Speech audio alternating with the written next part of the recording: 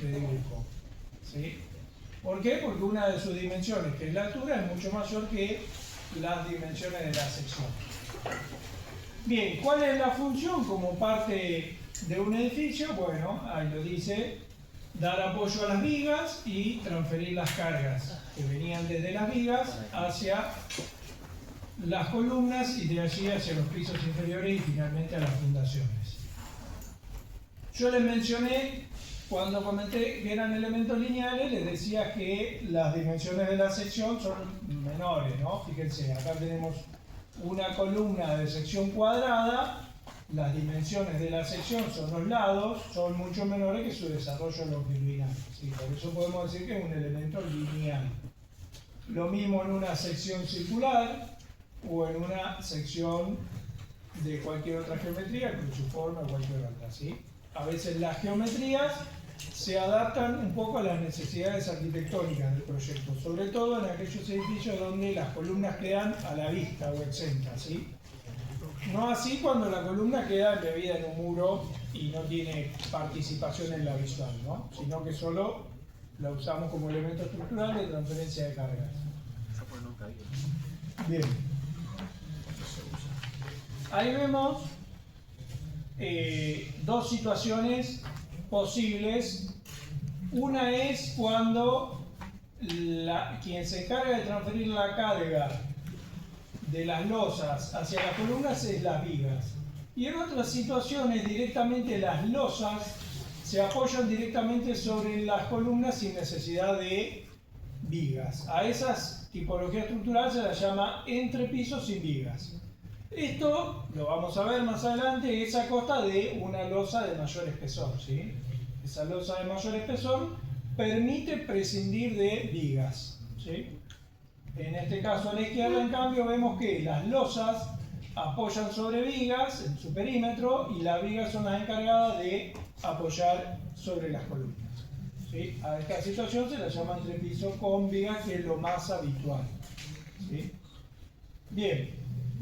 Luego veremos ventajas y desventajas de una y de otra. Ya estamos viendo que el entrepiso sin vigas requiere de mayor espesor de losas. Luego lo veremos con mayor detalle. Bien. ¿A qué solicitaciones o a qué esfuerzos están sometidos las columnas? Por ejemplo, cuando estudiamos losas y vigas, ¿cuáles eran los esfuerzos predominantes? Flexión, ¿sí? Básicamente las losas estaban solicitadas a esfuerzos de flexión, momentos flectores, y las vigas a esfuerzos flectores y a esfuerzos de corte, ¿sí? Bueno, ahora las columnas van a estar solicitadas a esfuerzos de compresión, ¿sí?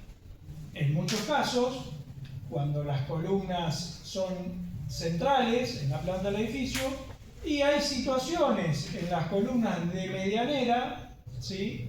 Donde las solicitaciones son de flexión más compresión, o sea, flexo-compresión. Esto es para obras de baja altura donde la acción del viento se puede considerar despreciable, 2 niveles como máximo. Ya cuando la obra tiene varios niveles, la acción del viento, ¿sí? Hace que todas las columnas trabajen a compresión más flexión, o sea, a flexión-compresión. Bien, si observamos este esqueleto, esta representación en un modelo de un software del esqueleto estructural, vemos que para estas columnas que están centrales, la base, ¿sí? Fíjense que se desarrolla de manera simétrica respecto al eje de la columna. Entonces, la carga de la columna encuentra su respuesta en la resistencia del suelo por medio de esta base, ¿sí? La carga de la columna es hacia abajo, gravitatoria, y encuentra una respuesta en esta base, que luego es un elemento que luego veremos, que se apoya en el suelo y el suelo empuja hacia arriba, logrando el equilibrio. ¿Qué pasa cuando nos vamos hacia una medianera? Bueno, ahí la base no puede ser simétrica respecto al eje de la columna, porque yo invadiría con base hacia el terreno vecino, y eso no está permitido. Entonces ahí resulta que la carga de la columna viene por el eje de la columna y la respuesta del suelo hacia arriba no coincide en la vertical y ahí se genera esa flexión como veremos ahora en las fulminas siguientes. Bien. Ahora, ¿cómo determinamos esa carga que va a tomar la columna? Bueno, ustedes ya vieron cuando hicieron análisis de carga de losa cómo pasaba la carga de la losa a la viga. Y después cuando analizaron vigas, vieron cómo esa viga tenía apoyos, que justamente son las columnas, y aprendieron a calcular las reacciones de la viga a cada columna, ¿sí? Bueno, entonces precisamente esas reacciones, ¿sí?, son el apoyo de la columna a la viga, ¿sí? Entonces acá aplicamos un principio de acción y reacción. Si la viga que yo estudiaba recibía un apoyo, ¿sí?, que era el que hacía que esa viga estuviese en equilibrio, ese apoyo para la columna se transforma como carga, ¿sí? Principio de acción y reacción, la columna recibe la carga que le manda la viga, ¿sí? Entonces decimos que la viga está apoyada en las columnas y ahí se generan las reacciones y consecuentemente por principio de acción y reacción la columna recibe las iguales y contrarias, ¿sí? O sea, las cargas que yo determiné como reacciones de la viga son cargas para la columna. Bien, eso era de manera exacta, pero hay una forma un poquito más sencilla, es que por áreas tributarias se llama. ¿En qué consiste? Fíjense, esto que estamos observando acá es como si fuese la planta de un edificio, ¿sí? Estos puntos marrones son las columnas, ¿sí? Los marrones claritos son viguetas, supongamos que es una losa de viguetas, y los celestes son vigas de contorno. Bueno, si yo quisiera, por ejemplo, para esta columna que marqué acá en blanco, determinar el área tributaria, marco una superficie, en general rectangular, tomando mitad hacia una losa, mitad hacia la losa que está del otro lado, mitad hacia la izquierda y mitad hacia la derecha, ¿sí? Asumiendo que cada losa reparte su carga hacia las columnas a las que tiene inmediatamente y en las cuales se vincula por medio de vigas, ¿sí? Entonces, por ejemplo, si pensamos en este paño de losa, este que está aquí, bueno, este rectángulo, ¿sí?, este cuarto que está aquí, será la carga que de toda esta losa viene a esta columna. Lo mismo, si pensamos en este paño, esta porción que marqué acá en color marrón o rojizo, en la parte que de esa losa viene para esta columna. Y así con cada losa que se conecta con o que es lindera a una columna, ¿sí? Entonces, una forma de obtener rápidamente un área, ¿sí?, y a ese área le ponemos una carga y área por carga, ¿sí?, nos da una fuerza, ¿sí?, o una carga en kilos o en toneladas que va a esa columna de ese nivel. Si hay más niveles, iré haciendo el análisis nivel por nivel. Fíjense, miren, desde este punto a este punto, ¿qué distancia hay? Lo veo acá en el pie, 3,5 y 3,4, ¿no? Entonces, quiere decir que la mitad de esta distancia de 3,5 es 1,75, ¿no es cierto? Bien, o sea que esa es la distancia de acá a acá. La distancia desde acá hasta acá es la mitad de 3,4, o sea que sería 1,7, ¿no es cierto? Bien, ya tengo el ancho de este rectángulo que es el área tributaria para esta columna. ¿Cuánto vale la altura? Miro acá, desde aquí hasta acá hay 4, la mitad desde acá hasta acá son 2. Y desde acá hasta aquí son 3, la mitad es 1,5. Si sumo esas dos mitades ya tengo la altura. Base por altura me da el área de este rectángulo, ¿sí? Esa es la superficie o el área tributaria. Si lo multiplico por la carga asociada a esa losa, ya tengo la carga que va a la columna, ¿sí? Supongamos que de un análisis de carga, de entre permanente y sobrecarga, me surge que carga total son más o menos 600 kilos por metro cuadrado, ¿sí? Multiplicado por el área tributaria me da una carga en kilos o en toneladas, ¿sí?, que es la que manda esa losa en ese nivel a esa columna. Si hay varios niveles, iré sumando nivel por nivel. Fíjense, supongamos que nosotros, si voy a la primera imagen, a esta, supongamos que yo quiero ir dándole una geometría o un predimensionado a estas columnas, por ejemplo a esta del vértice, ¿no? Entonces, para poder predimensionarla tengo que tener una idea de cuánta carga recibe. Bueno, esa cuánta carga recibe voy haciendo piso por piso y sumándolas, ¿sí? Un modo sencillo, vemos un ejemplito, ¿no? Supongamos que tenemos para un determinado entrepiso una carga estimada de 1000 kilos, que surge de todo, la suma del peso propio, contrapiso, carpeta, piso, sobrecarga de uso. Supongamos que da 1000, puede dar 600, 700, supongamos 1000, ¿no? Para hacer las cuentas fáciles. Supongamos que hicimos un análisis de área tributaria y me dio, por ejemplo, como en este caso, 12 columnas. Estoy analizando esta columna, ¿no? Entonces, 1000, que es lo que pesa o la carga por cada metro cuadrado total, por el área tributaria me da que cada piso, cada nivel del edificio, aporta 12.100 kilos, ¿sí? Entonces, la columna, en el último nivel, como solo recibe la losa de un nivel superior, la losa de cierre, solo soporta 12.100 kilos. En el nivel más inmediato inferior, aguanta el piso superior y el de arriba, ¿no? O sea que la carga sería 24.200. Y así voy sumando, ¿no? Si la cantidad de losas fuesen 8, supongamos, planta baja, primero, segundo, hasta séptimo, ¿sí? Ahí sumarían 8 losas. La carga total que tendría la columna a nivel de planta baja, ¿sí? Que tiene que soportar todos los niveles superiores, sería la de un nivel multiplicado por 8, ¿sí? 96.800 kilos. ¿Sí? Es acumulativo, porque de un nivel va ascendiendo al siguiente inferior. Bien, ¿cómo puedo predimensionar la columna? Recuerden cuando predimensionamos losa era la luz dividido una medida, ¿no? Un número. Lo mismo con vigas, L sobre 10, por ejemplo, L sobre 12. En losa era L sobre 30, por decir.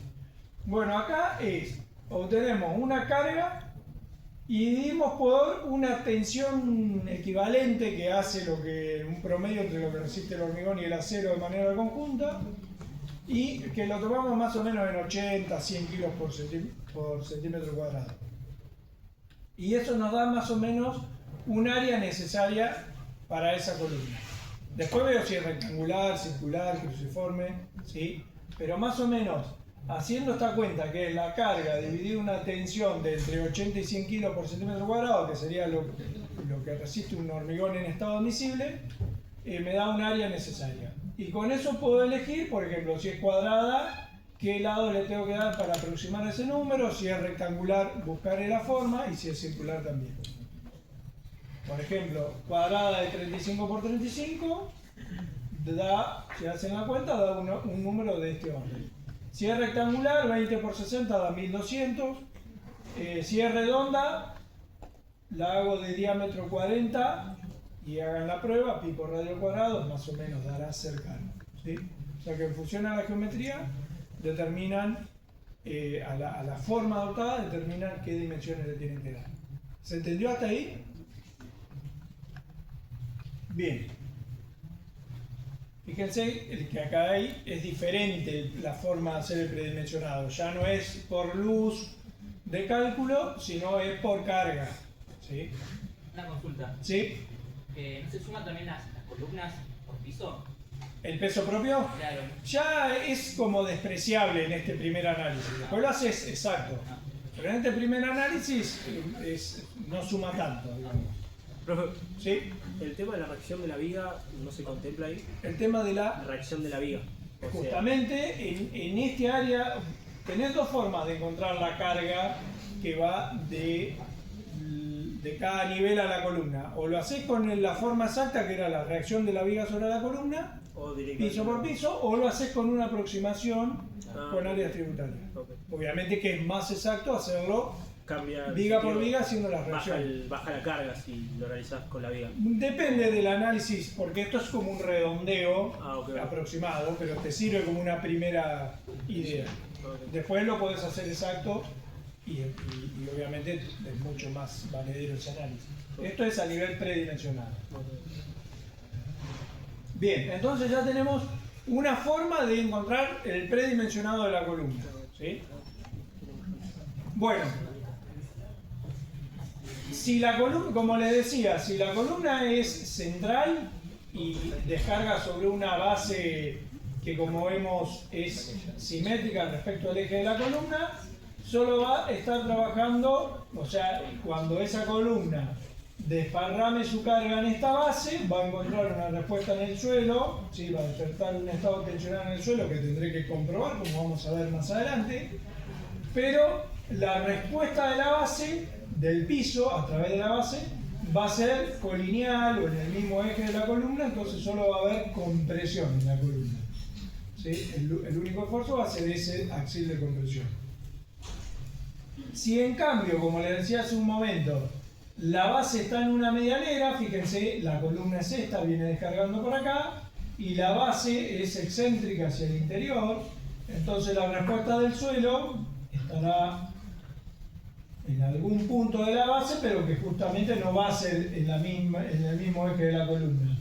Entonces esa excentricidad entre el eje de la carga y el eje de la respuesta del suelo, esa excentricidad, hace que se genere un momento que tiende a volcar, momento en este sentido, antihorario, que tiende a volcar la base hacia afuera, ¿sí? Y a flexionar la columna, ¿sí? Entonces ahí decimos que además de esfuerzo axil, hay un momento flector y entonces la columna hay que dimensionarla para los dos esfuerzos, para el axil más la flexión, donde el momento flector vale el axil por la excentricidad. Bien, nosotros en esta clase vamos a ver solo la situación anterior, dimensionado de columnas a compresión, ¿sí? A compresión, sí. Bueno, cuando un elemento está comprimido, hagan la prueba si quieren comprimiendo una reglita, van a ver que se produce un fenómeno por el cual ese elemento que era recto, cuando lo comprimo, se curva, ¿sí? Ese fenómeno de inestabilidad elástica se llama pandeo, ¿sí? Es un fenómeno por el cual, antes de agotar su capacidad resistente, el elemento se sale de la vertical, se curva, ¿sí? Eso se llama pandeo. Ahora, eso hace que a medida que se empieza a curvar, esa carga de compresión empieza a curvar cada vez más progresivamente y hace que la pieza falle debido a ese fenómeno, ¿sí? Bueno, lo tengo que tener en cuenta. Entonces tengo que, de alguna manera sencilla, tratar de entender por qué se produce ese fenómeno. Y bueno, ese fenómeno se produce en el lado, o qué factores intervienen en ese fenómeno que ya sabemos que se produce. Bueno, si nosotros comprimimos una regla, van a ver que ese curvamiento, esa inestabilidad, se produce en el lado débil, en el lado flaco de la regla. Bueno, entonces ya ahí estamos teniendo un primer parámetro que influye en el pandeo, ¿sí? Que tiene que ver con la geometría de la sección, ¿sí? Si yo estoy viendo que algo que es rectangular, como la sección de una regla, se curva en el lado más flaco, entonces quiere decir que ahí está influyendo algo que tiene que ver con la geometría de la sección.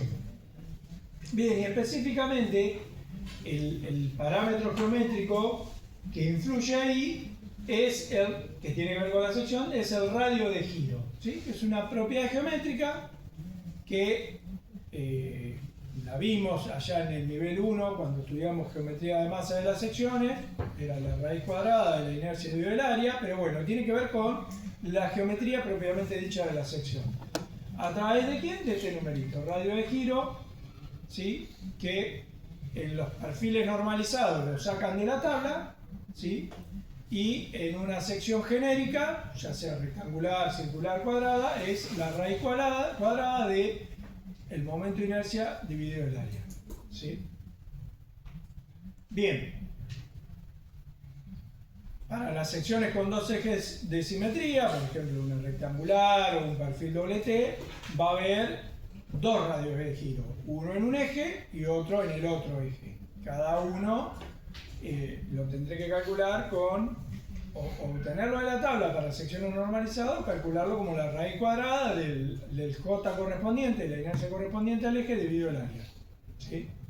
Bien, obviamente que si yo estoy dándome cuenta que la pieza pandea en el eje más débil, a la hora de hacer estas verificaciones de pandeo, lo voy a hacer para que no falle según el eje más débil, porque ya sé que el otro eje, al ser más fuerte, por ahí no va a fallar, ¿sí? Entonces las verificaciones las haré con el radio de giro mínimo de la sección, ¿sí? Si ustedes van a la tabla de perfiles doble T, van a ver que tiene un radio de giro según eje, por ejemplo X, y otro radio de giro según el eje Y. Bueno, van a ver que según el eje Y, la pieza es más débil respecto al pandeo y su radio de giro es menor.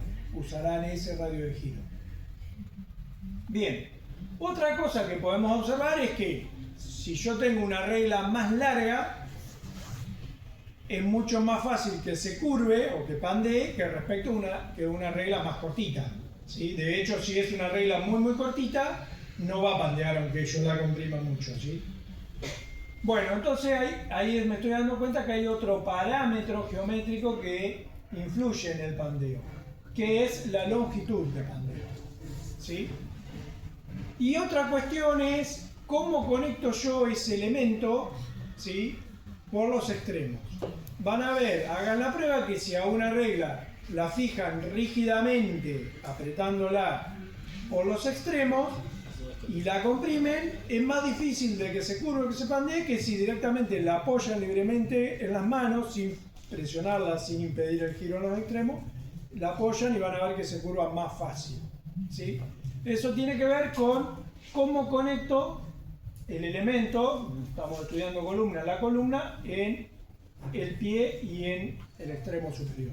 ¿Sí? Si está libre de giro, no hay nadie que restrinja, es mucho más fácil que pandee de que si yo la conecto con alguien y no la dejo girar libremente en sus extremos. ¿Sí? Bien, entonces ahí estamos viendo tres de los parámetros que influyen en esto que se llama pandeo. Uno es la longitud, otro es cómo se conecta en los extremos y otro es algo que tiene que ver con la sección que se llama radio de giro. Bueno, con todos esos parámetros, con esos tres, vamos a sacar algo un número que se llama esbeltez, que está dado por esta letra. ¿Sí? La esbeltez es... El concepto de esbeltez es el mismo que ustedes usan para una persona esbelta, ¿sí? Espigada, alargada, ¿sí? Flaco y alto. Bueno, es lo mismo para una columna, ¿sí? Si la columna es de poca sección y larga, va a ser más fácil que pandee que si es más petiza y con mucha sección, ¿sí? Entonces, dependiendo de esos parámetros, voy a tener una columna que va a ser más factible que pandee y voy a tener que tomarme un recaudo, o si es más bajita y más ancha, ¿sí?, menos esbelta, va a haber menos posibilidad de pandeo, voy a tener que tomar menos recaudo de seguridad. Bien, ¿cómo lo tengo en cuenta? A partir de este parámetro que se llama esbeltez, que se obtiene como la longitud de pandeo, ¿sí? Esta longitud de pandeo es la longitud real multiplicada por un número que tiene que ver cómo está fijada en los extremos. Si está articulada, ese número es 1 y la longitud esta de pandeo, LK, coincide con la longitud real.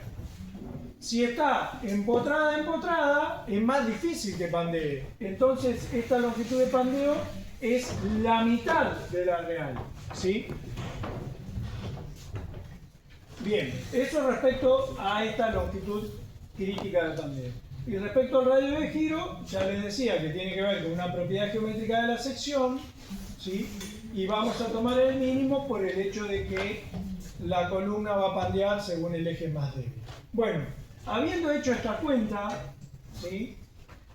Habiendo obtenido las vertes, me voy a una tabla que me da un coeficiente que agranda la carga. Supongamos yo tengo una carga en una columna que tiene 3 toneladas de carga. Bueno, este coeficiente de pandeo me va a agrandar esa carga, ¿sí? Entonces yo voy a dimensionar mi columna con una carga más grande que la real. ¿Para qué?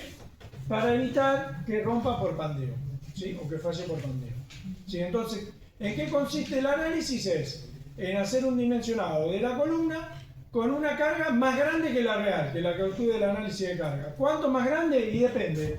Si es una columna muy esbelta, es muy factible que pandee. Voy a agrandar bastante la carga, así sé que no falla. Si es una columna poco esbelta, voy a agrandar poco la carga, ese número va a ser chico, o cerca a 1, cercano a 1, y entonces voy a mayorar poco la carga real, porque hay poca posibilidad de pandeo. ¿Está? Bien. Bueno, como les decía, la longitud de pandeo es la real multiplicada por un factor que depende de cómo está conectada la columna. Ese factor se llama beta. Para una columna que está articulada en los dos extremos vale 1, biempotrada vale 2. Nosotros en general en la práctica vamos a usar 1, 1 de un lado conservador. Después uno puede ajustar un poquito. Bien. Ahí tienen este fenómeno de pandeo que yo les decía. Si ustedes tienen articulado, la columna se curva de esta forma, que es como poner una regla entre las manos y sin ninguna restricción comprimir. Es esto, se curva así. Si, por ejemplo, este otro caso es, si en la parte inferior la fijo, la aprieto con los dedos, cosa que no pueda curvarse, y arriba la comprimo, libre de girarse. Entonces fíjense que acá no se curva como acá, está impedida, no la dejo que gire y hace esta deformada, ¿sí? Le otorgo una dificultad para que pandee, ¿sí? Le hago una restricción. Empotrado, ¿sí? Toma la regla, la presionan con los dedos, cosa que no pueda girar, y la comprimen. Van a ver que cuesta más que pandee que si directamente la apoyan, ¿sí? Entonces fíjense que es más difícil que pandee porque acá se tiene que curvar así y luego volver a curvarse así. Entonces le condiciono la deformada y de alguna forma le restringo el libre pandeo, ¿sí? Y por último, para una columna de un último nivel que no se conecta con nada, está libre arriba, fíjense que es mucho más fácil que se pandee. Entonces la longitud de pandeo es el doble, por eso beta vale 2. O K. Acá está puesto como K, acá hay beta, es lo mismo para nosotros. Bien, entonces ya tengo ese fenómeno de pandeo. ¿Cómo lo voy a considerar? A través del coeficiente omega. Ese coeficiente está en una tabla, entonces ustedes hacen esta cuenta, determinan las vertes, van a la tabla que es propia para cada material, el acero tiene una, la madera tiene otra, el hormigón tiene otra, y determinan ese coeficiente de mayoración de la carga. Luego dimensionan con esa carga mayorada. Bien. Ahí tienen algunos ejemplos. Por ejemplo, si la columna de sección cualquiera, yo les decía que la vertex es la longitud de pandeo dividido el radio de giro. Y si es rectangular es más fácil la cuenta. Es directamente la longitud de pandeo dividido el lado menor. Porque como pandea según el eje más débil es directamente dividido el lado menor. Fíjense. Supongamos que tenemos una columna de 3 metros, ¿sí? 3 metros son de altura, ¿no? 300 centímetros. Y el lado, supongamos que es rectangular, de 20 por 40, la geometría, ¿no? De la sección. 20 por 40. Bueno, si yo hago la longitud, que son 3 metros, 300 centímetros, dividido el lado menor que es 20, ¿cuánto das cuenta? 300 es la longitud, dividido 20, que es el lado menor. 300 dividido 20, ¿qué pasó? Da 15. 15. Si la esbeltez da 15, ¿cuánto vale el coeficiente de pandeo? 1. Quiere decir que no tengo que agrandar la carga porque difícilmente va a pandear esa columna. Porque con una sección de 20 para 3 metros, que es lo habitual para una planta baja, no hay posibilidad de que pandee. Ahora, ¿qué pasa si la columna tiene 4 metros? ¿Sí? Es una planta alta, baja, bastante alta. ¿Cuánto da esta cuenta? 400 dividido 20, que es el lado menor de la columna, nos da 20.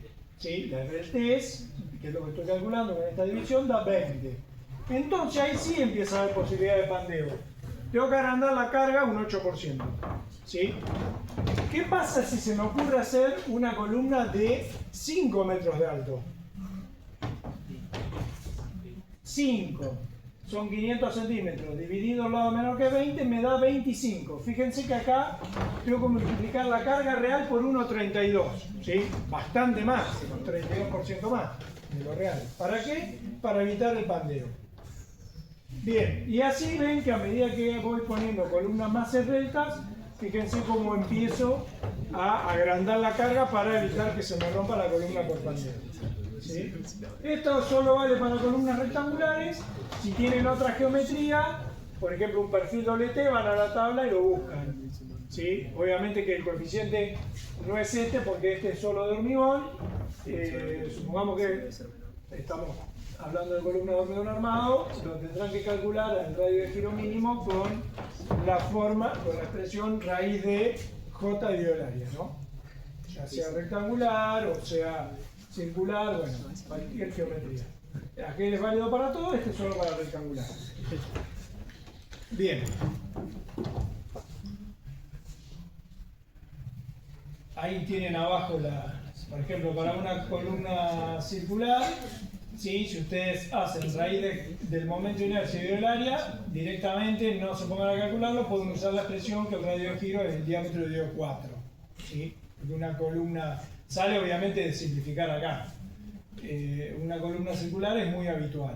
¿Sí?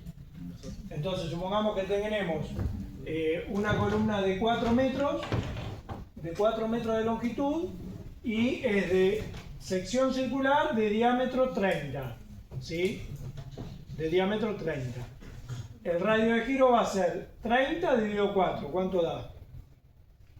¿7,5? Bien, bueno, hagan la longitud de pandeo dividido el radio de giro que da 7,5. De ahí ven dónde cae y ahí encuentran el coeficiente de pandeo para mayorar la carga. ¿Se entendió? Bien.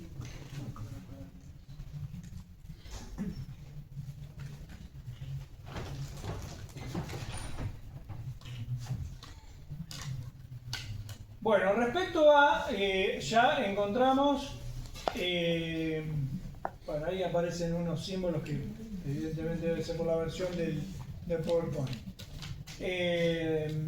Respecto a dimensionar la columna, nosotros cuando estudiamos cada elemento, vigas, losas, encontramos la sección de hormigón y los hierros que le teníamos que poner. Bueno, ya más o menos vimos el predimensionado. Con la carga vimos el predimensionado de la columna. Ahora le vamos a poner el acero. Tenemos que ver qué cuantía o qué cantidad de acero y cómo colabora. Bien. En ese sentido, dado que estamos estudiando columnas de hormigón armado, las mismas resisten por la participación, la colaboración de los dos, ¿sí? Del acero por un lado y del hormigón por otro, cada uno con su cuantía o su cantidad y sus propiedades resistentes. Bien, ¿qué es lo que aporta cada uno? Ya lo hemos dicho para los otros elementos. El hormigón aporta resistencia a compresión y protección a las armaduras, y el acero, en este caso, aporta también resistencia, en este caso si la columna está comprimida aportará resistencia a compresión y ductilidad. Bien. Fíjense que a la hora de armar una columna ponemos, además de las barras longitudinales, estos estribos que cumplen la función de permitir armar ese esqueleto de armadura, ¿sí? Que de modo que cuando yo vierto el hormigón no se muevan las barras, ¿sí? No se muevan las barras principales, pero por otro lado, como estas barras van a estar comprimidas, como toda la columna, para caso de columnas comprimidas, si yo comprimiese una barra tendería a curvarse, a pandear. Bueno, estos estribos con una separación adecuada, hacen que esa barra comprimida no se curve, no se pantee, ¿sí? Entonces también cumplen esa función de evitar que las barras longitudinales, cuando entran en carga, se quieran curvar y fisurar el hormigón de recubrimiento. Por eso no los puedo poner muy separados los estribos. Bien, ahí tienen algunas formas habituales: rectangular, cuadrada, circular, cruciforme, L, depende de la necesidad del proyecto, y algunos esquemas de armados, de la sección. Siempre armaduras en las esquinas, armaduras intermedias si son rectangulares muy alargadas, para columnas circulares 5 barras como mínimo, para columnas cuadradas 4 como mínimo, cuadradas o rectangulares, ¿sí? Y la disposición de estribos depende de cada geometría, pero fíjense que siempre tengo que lograr un atado en uno y otro sentido para estas formas diferentes a la rectangular o la cuadrada. Bien. ¿Cuál es la expresión de cálculo que vamos a usar para ver qué armadura y qué hormigón le tengo que poner? Esta, muy simple. Yo voy a tener, vamos a identificar cada uno de estos términos. Yo voy a tener una carga N que va a ser la que sale del análisis de cargas, ¿sí? Suponer que ustedes hicieron piso a piso, fueron obteniendo las cargas y dio una carga, ¿sí? 20, 40, 50 toneladas, lo que dé. A esa carga la voy a mayorar con un coeficiente de seguridad, ¿sí? Porque esa es la real. Yo la tengo que mayorar. Ese coeficiente, que en la flexión era 1,75, acá va a ser 2,1, ¿sí? Porque una falla de una columna es mucho más peligrosa que una falla de una viga. Entonces yo me tengo que poner del lado conservador, con un coeficiente de seguridad que va a ser 2 columnas. Este es el coeficiente de pandeo que habíamos determinado en la filmina anterior, dependerá de cada caso. Entonces nuestra carga de cálculo, acá se llama carga última, es la real que se obtiene en el análisis de carga mayorada por estos dos coeficientes, ¿sí? Esa es la carga, lo que está del lado izquierdo. Del lado derecho tengo quien la resiste. Esto es la resistencia del hormigón, beta sub R. De la misma forma que la hemos utilizado para vigas y losas, ¿sí? Si yo pido un H21, será la resistencia de cálculo, habíamos visto que era un poquito menor, 17,5, ¿sí? Eso era para contemplar la condición de obra, del hormigón en obra, ¿sí? Un H21 tiene una resistencia de cálculo un poco menor porque es un hormigón expuesto a obra, no a laboratorio, ¿sí? Entonces lo achico un poco. Al valor característico lo achico un poco. ¿Cómo se llama? Beta R. Y depende del hormigón que pida. Si pido un H21 voy a tener una calidad, si pido un H30 voy a tener mejor hormigón. Y este número más grande. A su vez es el área de la sección de hormigón, ¿sí? Si tengo una columna de 30 por 30 será 900 centímetros cuadrados, ¿sí? Es el área de hormigón que surgió del predimensionado. Más lo que aporta el acero es el área de acero que yo decida disponer por lo que resiste el acero, 4.200 kilos por cada centímetro cuadrado, ¿sí? El acero ADN estructural resiste eso. Si a alguno le toca verificar una columna de alguna obra antigua, se va a encontrar con que el hierro puede ser liso. Ojo que ese hierro no resiste 4.200. Puede ser una L220 que resiste 2.200. O puede resistir 2.400. En general, cuando uno investiga una obra vieja, puede tomar una porción, una muestra y llevarlo a un laboratorio que lo analicen qué tipo de acero es y le digan resiste tanto, ¿sí? Entonces, para nuestros cálculos vamos a usar 4.200, pero no siempre es eso. Puede ser otro valor. Bien, y acá ya tengo por esta suma el aporte del hormigón más el acero. Ya está. Es lo que resiste esta carga, que es la que surgió el análisis de carga, mayorándolas. Bien, con esa simple fórmula vamos a dimensionar nuestras columnas. Bien, ahí tiene lo que le decía del hormigón. del beta R para un H21, 175 kilos por centímetro cuadrado, para un H25 210, ¿sí? Ven que es menor que el característico del laboratorio, por esto que le digo que es hormigón en obra, resiste menos, ¿sí? O sea que el hormigón van a usar esto de acuerdo a la calidad que pidan ustedes para su obra. Respecto al acero, les decía que el beta S es la tensión de fluencia para nosotros del acero ADN 420, que son 4.200 kilos por centímetro cuadrado.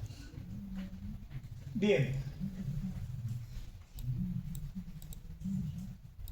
Como les decía, nosotros vamos a tener que determinar dos armaduras. La vertical, ¿sí? La principal, que visto en una sección lo veo así. Esta que está acá como estos puntos, estas secciones circulares, son estas verticales. Y los estribos, que lo veo aquí y acá en este esquema. Esta que está en amarillo son las armaduras de la viga que apoya sobre la columna. Ahí tienen el esquema de cómo se conecta uno con otro. Bien, respecto a la armadura principal no puedo poner lo que se me ocurra, ¿sí? Hay una cantidad mínima para garantizar que la columna sea dúctil y una cantidad máxima para garantizar que trabajen solidariamente. Pues yo pongo, el acero resiste muchísimo más que el hormigón, ¿sí? Entonces poniendo menos cantidad, menos proporción, ya colabora bien. ¿Cuál es ese máximo para que uno pueda tener un trabajo colaborativo entre uno y otro y no haya una congestión de armaduras? Del orden máximo del 3%. Hay que tener en cuenta que cuando yo termino un nivel y comienzo el que sigue, acá llegan estas barras que vienen del nivel de abajo y vienen las que van a seguir para arriba, o sea, se empalman ahí en ese primer metro. Entonces ahí ya tengo el doble, ¿sí? Todo eso dificulta después el llenado, por eso no puedo poner mucha congestión de armadura, ¿sí? Entonces el mínimo para garantizar de utilidad es el 1% y el máximo el 3%. Siempre es referido a la sección de hormigón. Por ejemplo, si yo tengo una sección de 20 por 40, son 800 centímetros cuadrados. ¿El 1% cuánto es? De 800 centímetros cuadrados.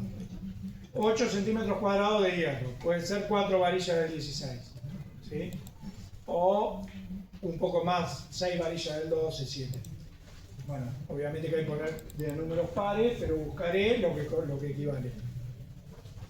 Y el máximo es el 3%, que para esa columna de 20 por 40 sería 24 centímetros cuadrados. ¿Sí? 24 centímetros cuadrados serían 12 varillas del 16. ¿Sí? Bien. Respecto a los estribos son los que enlazan o conectan todas las armaduras principales y hacen que las mismas no pandeen cuando actúan la carga y que a la hora del llenado permanezcan todas las armaduras en su posición. ¿Cómo va a ser la disposición de los estribos? Bueno, diámetro y separación. Respecto al diámetro, si la armadura principal es del 12, del 16, estribos del 6, de diámetro 6, está bien. Ahora, si yo empiezo a tener armaduras verticales más importantes, ¿sí? Como del 25 o 20, tengo que poner estribos del 8. ¿Sí? Eso respecto al diámetro de los estribos. Respecto a la separación, hay algunas disposiciones que nunca tienen que estar más separados que el menor lado de la columna. Supongamos una columna de 20 por 40, separación entre estribos no más de 20, ¿sí? Y nunca más de, lo tienen por aquí, 12 veces el diámetro de la armadura longitudinal del menor diámetro, ¿sí? Como cuestiones, digamos, prescripciones reglamentarias para que no queden muy separados los estribos, ¿sí? Bien. Entonces la menor entre esas dos, que no sea la separación entre estribos mayor que el lado menor de la columna, ni mayor a 12 veces el diámetro de la menor barra vertical que ponga. ¿Sí? Por ejemplo, si pongo hierro vertical de diámetro 12, que quiere decir 1,2 centímetros de diámetro, 12 milímetros. 12 veces eso me daría 14,4 centímetros. Bueno, pongo los estribos cada 15, no le voy a pedir al armador que los ponga cada 14,4. ¿Sí? Bien, eso respecto a los estribos. Bueno, respecto al predimensionado, vuelvo a repetir un poquito lo que ya habíamos visto. A medida que yo voy predimensionando columnas de los niveles inferiores, van recibiendo la carga de todos los niveles superiores acumulada. Entonces va a tener mayor sección. Entonces, ¿cómo surge ese predimensionado? Tengo que hacer primero un análisis de carga, piso por piso, de la columna que esté estudiando. Luego, a esa carga que obtengo, supongamos que estoy estudiando esta columna en este nivel, y me da una carga dada, a esa carga la divido por una tensión de trabajo de entre 60, 80, 100 kilos por centímetro cuadrado, ¿sí? Y me da un área. Y con ese área necesaria ya puedo empezar a buscar la geometría de la columna, dependiendo si es cuadrada, rectangular o circular, ¿sí? Una vez que tengo ese área, ¿sí? Ese área es el aporte del hormigón. Luego tengo que completar el aporte de las armaduras con la expresión de cálculo que le había dado aquí, ¿sí? Entonces, del análisis de carga yo voy a tener una carga que la voy a mayorar y va a ser nuestra carga de última de cálculo. Esto es lo que solicita la carga. Del otro lado, lo que resiste el hormigón con su área y su resistencia, y el acero con su área y su resistencia. Bien. Entonces les decía que cuando tengamos que estudiar los diferentes niveles de una columna de un edificio, voy a ir obteniendo del análisis de carga la carga por nivel, divido por una tensión equivalente más o menos de este valor, obtengo un área, y adoptando la forma geométrica más o menos tengo el área de hormigón. Y con la fórmula que les había mostrado obtengo completo con el aporte del acero.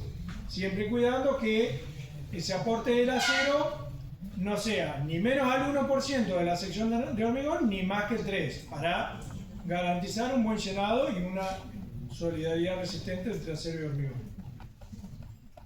Bien, vamos con un ejemplo sencillo.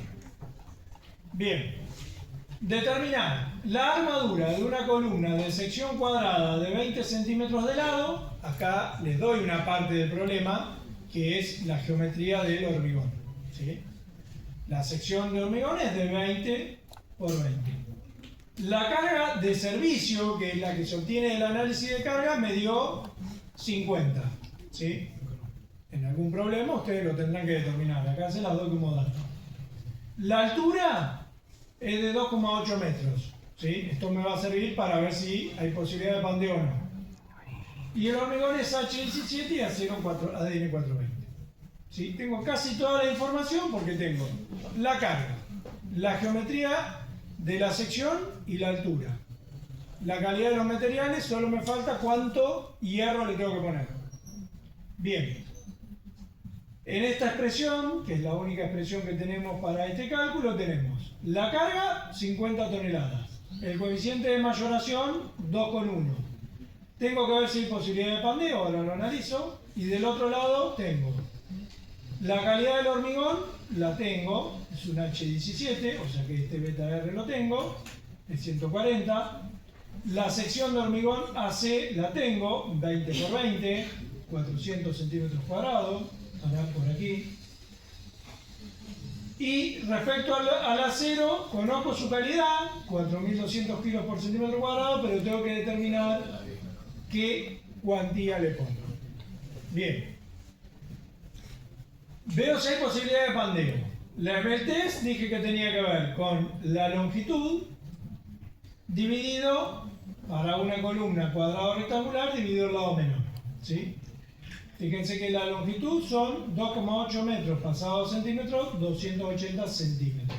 ¿Sí? Fíjense que la estoy considerando biarticulada, por eso esta es la longitud de pandeo. el lado menor 20, me da una esbeltez de 14. ¿Sí? Nosotros habíamos dicho que había problemas de pandeo cuando la esbeltez era mayor a 15. Acá me dio menor a 15, o sea que no hay posibilidad de pandeo, o sea que no tengo que incrementar la carga con coeficiente de pandeo. El mismo vale 1. ¿Sí? Entonces, ya tengo la solicitación última. Es los 50.000 kilos por 2,1 y por 1. Es esto que está aquí a la izquierda. La sección de hormigón 20 por 20, área de 400 centímetros cuadrados, ¿no? La resistencia del acero de cálculo es 140, que corresponde a un H17. La resistencia del acero es 4200. Me falta determinar qué sección de acero le pongo. Despejan, ¿sí? Esta expresión, pasando sumando al otro lado y el 4200 dividiendo. Me da que necesito 11,6 centímetros cuadrados de hierro. ¿Sí? Bueno, fíjense que ahora tienen que adoptar qué barras ponen. Bueno, una opción es decir 6 del 16 me da 12 centímetros cuadrados. Porque cada uno aporta 2, tengo 6, son 12. Bien, está un poquito por encima de 11,6, me cumple. ¿Podría adoptar hierros del 12? Sí, me daría más cantidad de barras. ¿Podría adoptar hierros del 20? Sí, me daría menos, cada barra aporta 3,14, 4 barras ya estoy también por encima. ¿Sí? Bien, con 6 hierros del 16 dispuestos de esta manera, estamos bien. Tengo que ver si no me estoy excediendo de cantidad de armadura. Bueno, o sea que no supera el 3%. Bueno, el 3% de esta sección, que es de 400 centímetros cuadrados, ¿cuánto da? El 3% de 400 son 12 centímetros cuadrados. Yo estoy colocando ahí, estoy en el límite superior. ¿Sí? Si estuviera excedido en armadura, supongamos que me hubiese dado de más, ¿qué se les ocurre hacer a este problema? Agrandar la sección. Agrandar la sección de hormigón. ¿Sí? Entonces tengo doble beneficio, mayor colaboración de hormigón y, consecuentemente, se me reduce la cuantía de acero. Pero en este caso estamos bien, estamos en el límite. La otra sería... ¿Qué otra posibilidad se me ocurre?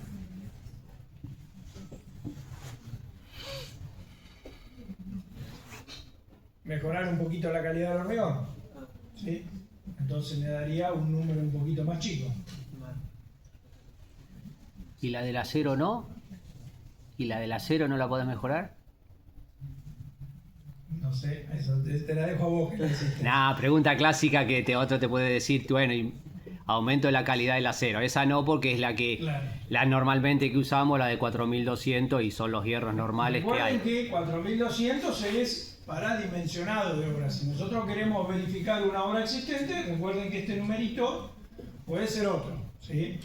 Puede ser un hierro liso, un acero liso, y puede ser una L220, puede ser 2200. Pero bueno, en este caso que estamos dimensionando, este número es el ADN 420. En un momento también existía un acero, bueno, y sigue existiendo obviamente, pero ya no se comercializa tanto, un acero endurecido mecánicamente, que se llama ADM, que en vez de 4200 resiste un poquito más, 4400. O sea que ves, hay una respuesta ahí.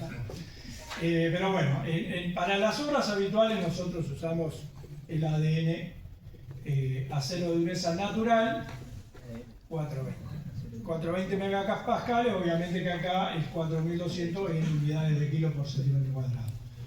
Bien. Bueno, eso respecto de la armadura longitudinal. Respecto de los estribos, recordamos esas prescripciones que yo le había comentado. Como la armadura principal tiene diámetros 16, entonces podemos usar estribos del 6. ¿Sí? O sea, el diámetro del estribo puede ser del 6. ¿Cuál es la separación? Bueno, tendrá que ser la menor entre el lado menor de la columna, que son 20 centímetros, y 12 veces el diámetro de la armadura principal. Bueno, si hacemos 12 veces 1,6, que es el diámetro en centímetros de la armadura principal, nos da 19,2. O sea que podría poner los estribos cada 19,2. Obviamente que redondeamos a 20 porque después esto hay que llevarlo a la práctica y él nos tiene que medir su separación. Entonces adoptamos hierro del 6 cada 20. ¿Se entendió la idea? Siempre es una carga que la determinamos por análisis de carga, la mayoramos por 2,1 y si hay posibilidad de pandeo, la mayoramos con el coeficiente de pandeo. Eso es la solicitación última. Y del otro lado tenemos dos materiales resistiendo. El hormigón con su calidad y su sección y el acero con su calidad y su sección. En general, muchos problemas nos dan la sección de hormigón y determinamos el acero, y si no nos la dan, vamos probando por tanteo. A ver, decimos, tengo esta carga, me gustaría poner una columna lo más chica posible, pruebo con 20 por 20, no me da, pruebo 20 con 30, bueno, puede ser por tanteo. ¿Sí? Es otra forma de hacerlo. Siempre uno busca, o ustedes en la mayoría de sus proyectos buscan que las columnas queden ocultas en los muros, con lo cual lo más chica posible. A menos que tengan un proyecto en el cual ustedes desean que la geometría de la columna con hormigón visto participen en el envolvente o en la fachada o lo que fuera. Bien.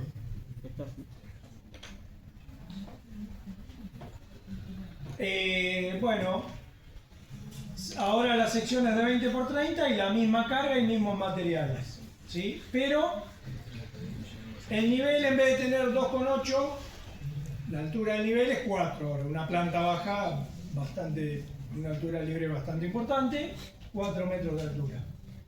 Bien, ahora fíjense que la columna yo la seguí manteniendo el lado menor en 20. Entonces, hay posibilidad de pandeo y ahora la longitud dividido 20, que es el lado menor, me da 20. Ya estoy por encima de 15, que era el mínimo para el cual no había pandeo.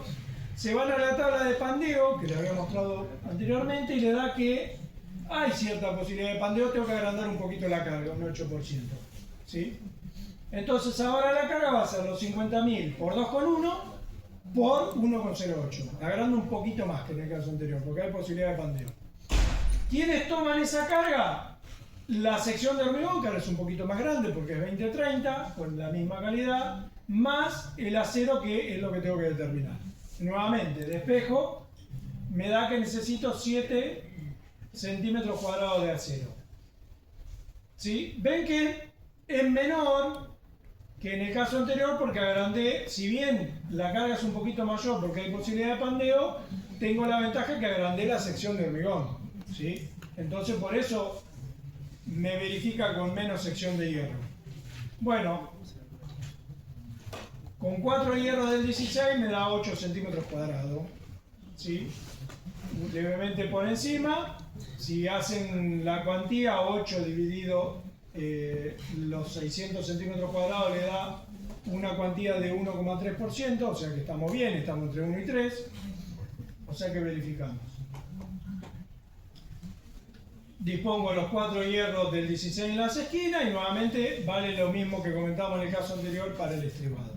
Porque la sección, el diámetro adoptado es el mismo y la dimensión menor es 20, o sea que adoptamos del 6 cada 20.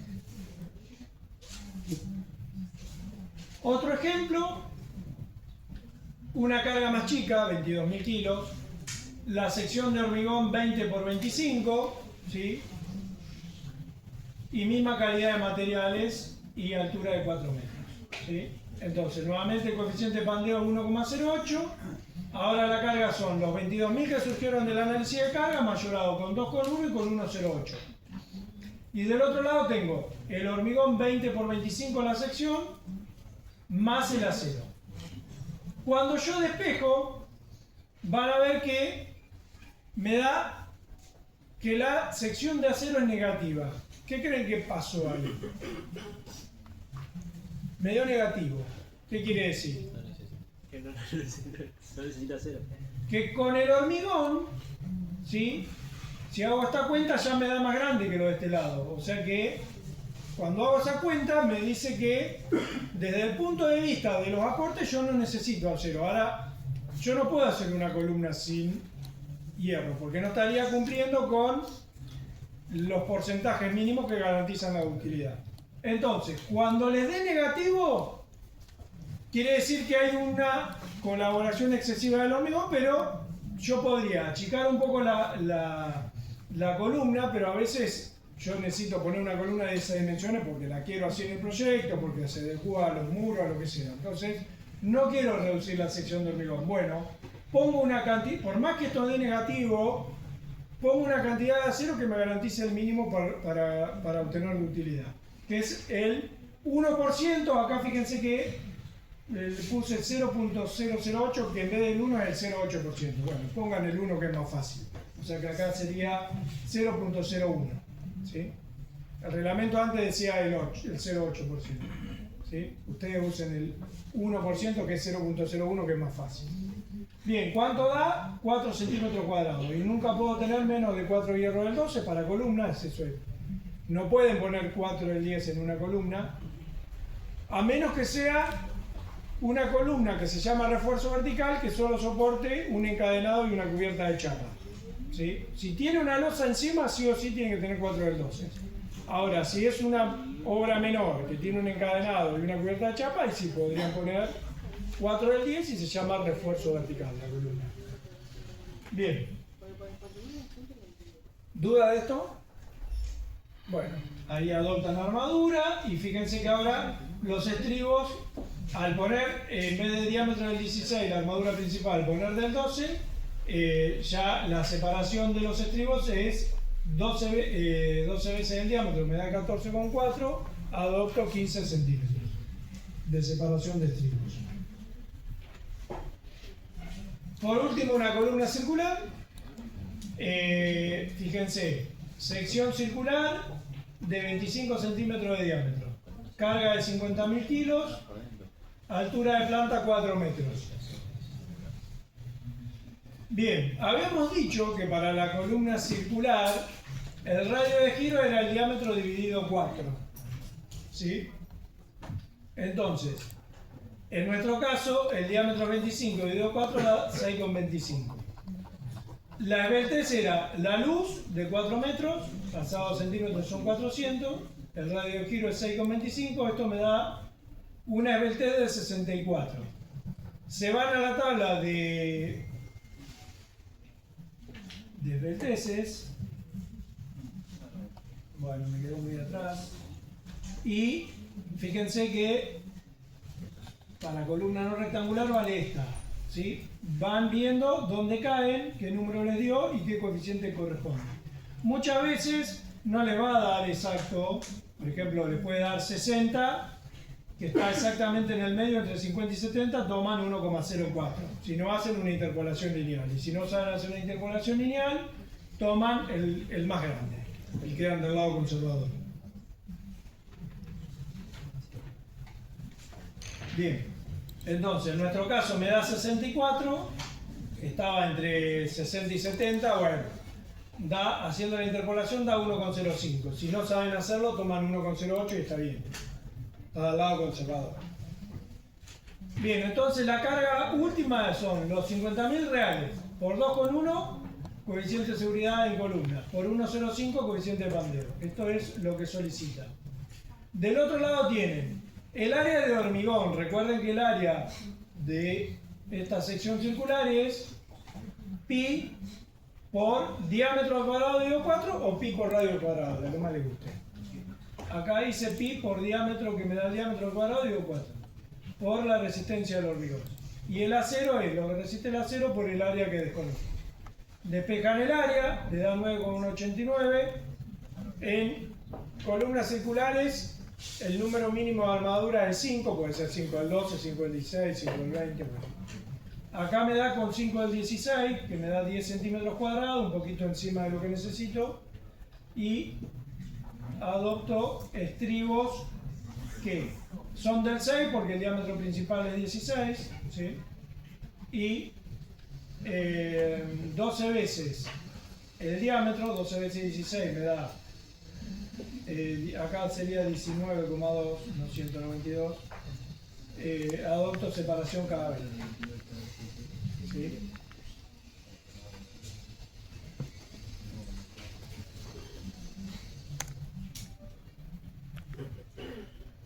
La separación entre trigos tiene que ser menor al diámetro, que es 25, o la menor entre el diámetro y 12 veces el diámetro de la armadura principal. Entre 25, que es el diámetro, y 12 veces 16, o 1,6, que me da 19,2, tomo la menor, que 19,2. Redondeo a 20 para tener un número más fácil de visualizar en obra. Bien. Bueno, un pantallazo rápido por columnas solo solicitadas a compresión. ¿Sí? Recuerden que pueden tener algún caso de columnas solicitadas a flexo-compresión, pero nos excede un poco los tiempos y las dificultades que trae ese tema. Bueno, con esto terminamos columnas. No sé si tienen alguna consulta. Ahora, la idea es que ustedes, en lo que queda de la clase, puedan practicar un poco. Así, después del receso, comenzamos con fundaciones. ¿Sí?